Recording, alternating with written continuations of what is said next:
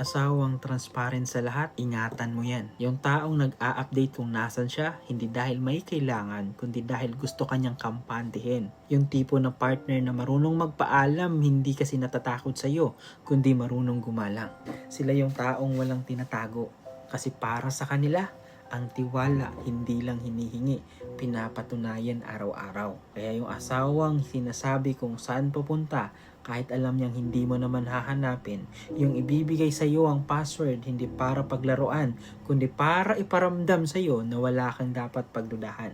Sila yung marunong mag-update kahit simpleng nandito na ako, pauwi na ako o kasama ko sila. Minsan maliit na bagay lang yan sa atin pero sa kanila, yun na ang paraan ng pagsabing gusto kong maramdaman mong safe ka sa akin.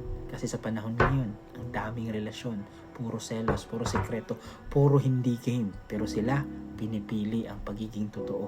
Kahit alam nilang minsan nakakapagod magpaliwanag. Kaya hindi mo man alam bago pa man sila lumabas. Minsan iniisip na nila, baka magalit siya kung di ako magpaalam. Kaya kahit simpleng lakad, pinapaalam. Hindi dahil under, kundi dahil may respeto. Kaya kung may ganito kang asawa, huwag mong sabihing OA siya. O parang may takot, sabihin mo salamat. Kasi hindi mo ako pinapag-worry. Kasi tandaan mo, hindi lahat ng tao marunong magparamdam ng assurance. At hindi lahat ng partner kayang gawin ng kalmado ang puso ng asawa niya. Kasi ang transparent na asawa, hindi kontrolado. Marunong lang talaga magpahalaga sa tiwalang binigay mo.